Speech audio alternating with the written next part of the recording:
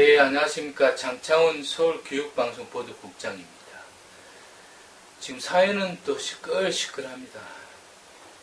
한일 경제전쟁, 또 미국, 중국 경제전쟁, 보복전쟁입니다.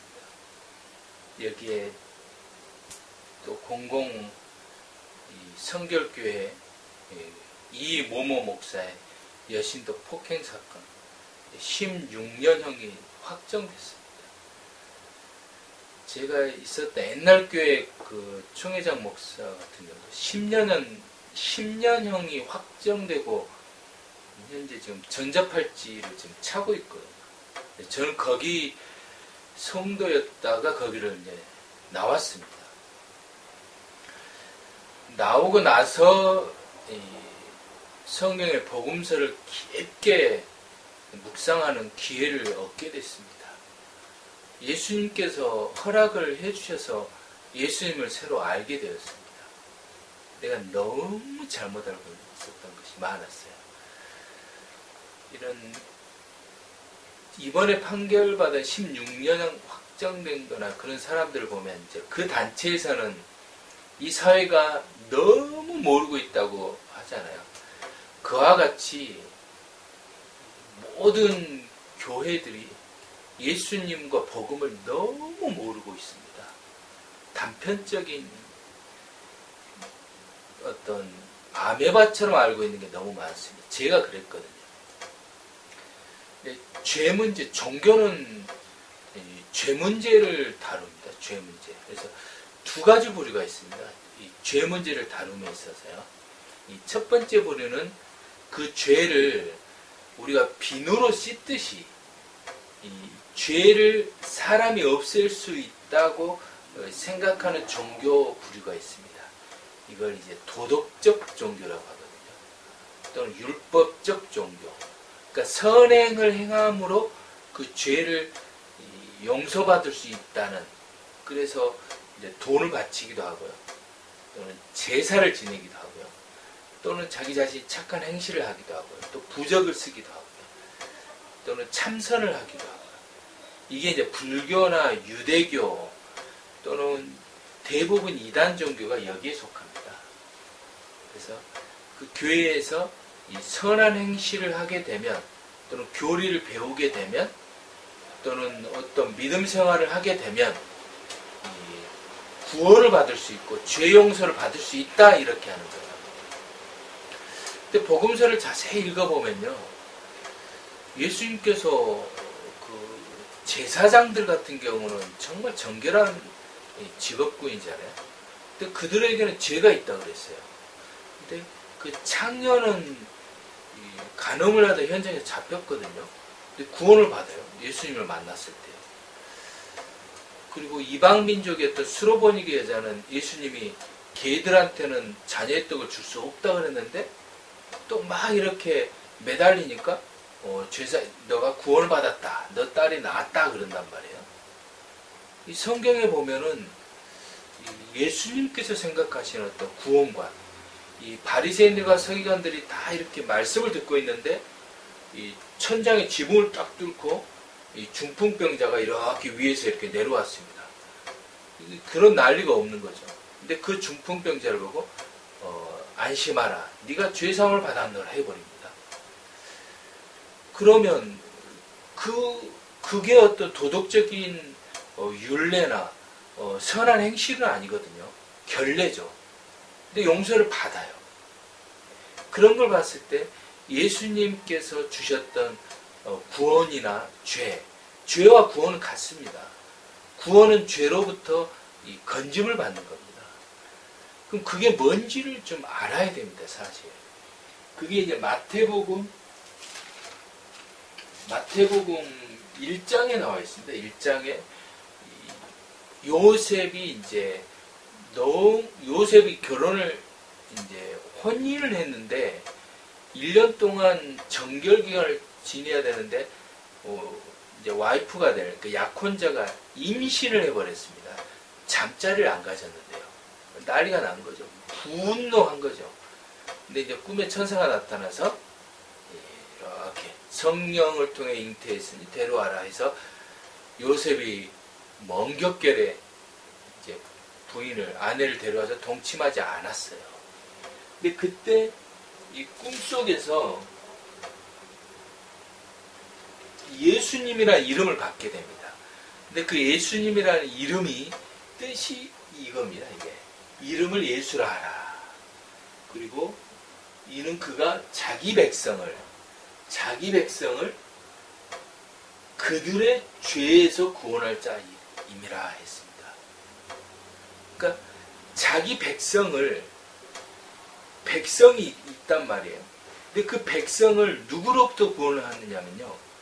이 모세는 자기 백성을 이집트의 권력으로부터 구출을 했거든요.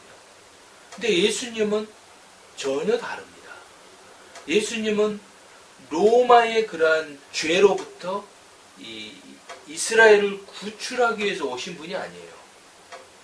예수님은 그 이스라엘 백성들이 좀 핍박도 많이 받았잖아요. 고생 정말 많이 했거든요. 이스라엘 백성들. 힘없고 연약하고 돈도 없고 핍박받고 식민지치하 백성들이란 말이에요. 그러면 그 식민지치하 백성들을 이 식민지 압제를 하는 그 시대 로마, 빌라도 또는 헤롯 정권으로부터 구출을 하셔야 되는 것이 우리의 어떤 상식이잖아요.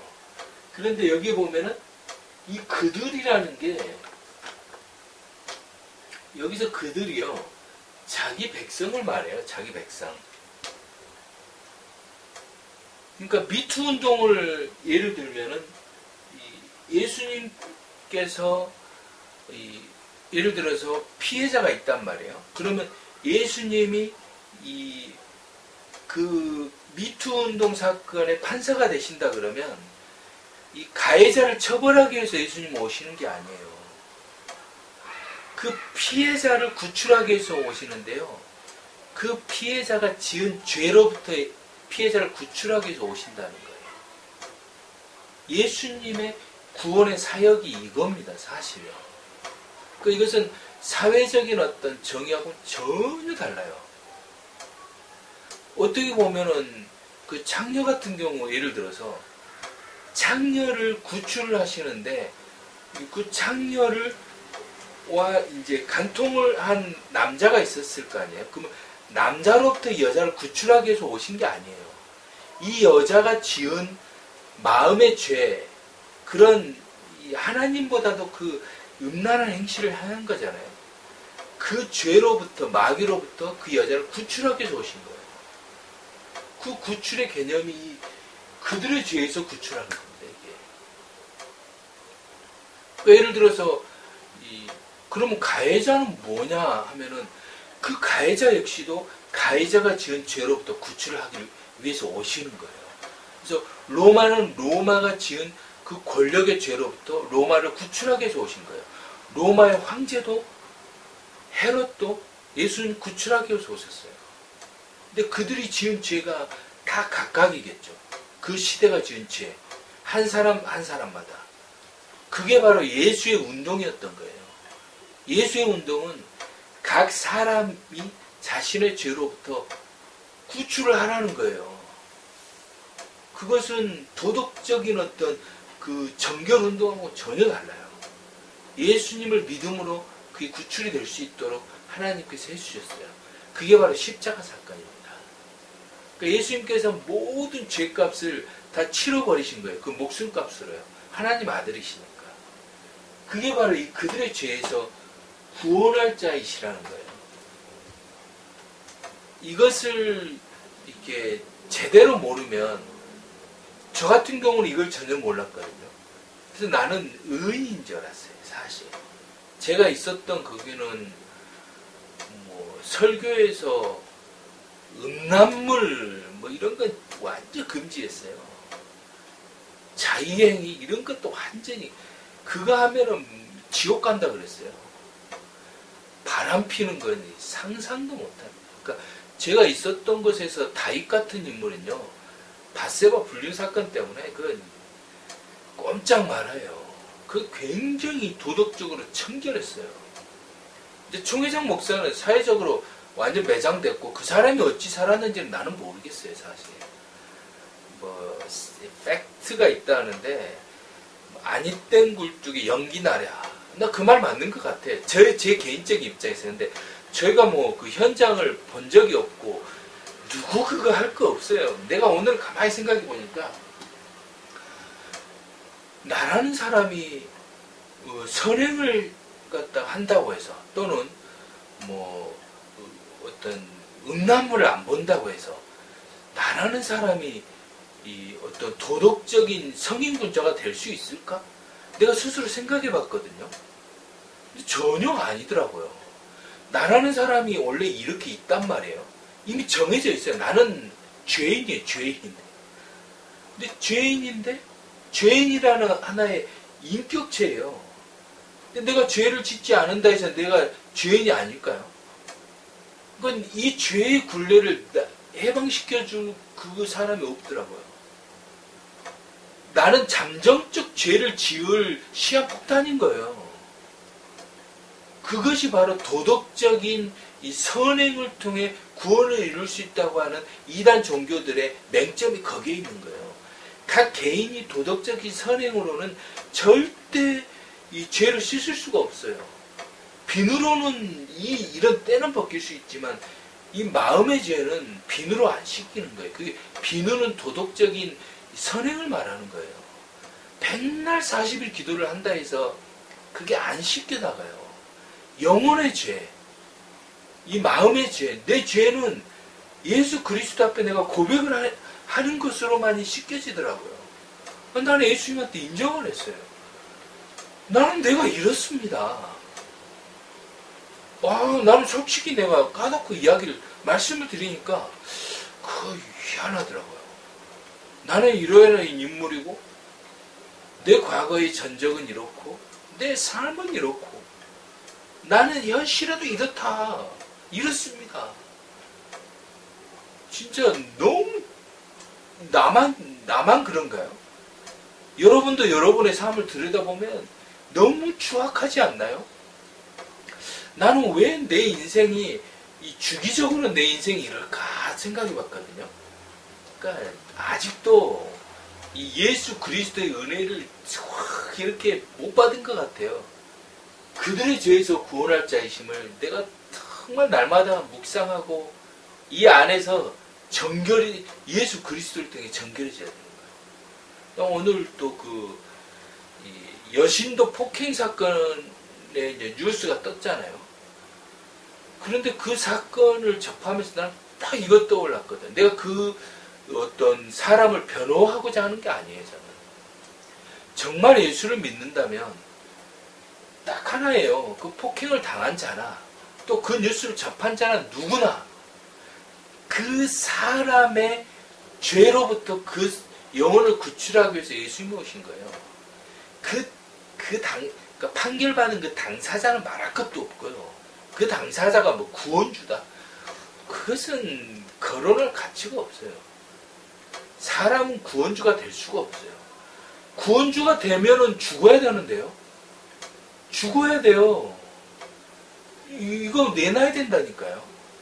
첫째는 하나님의 아들이셔야 되고요. 둘째는 죽어야 돼요. 목숨을 내놔야 돼요. 근데 예수님이 목숨을 내놓으셨잖아요.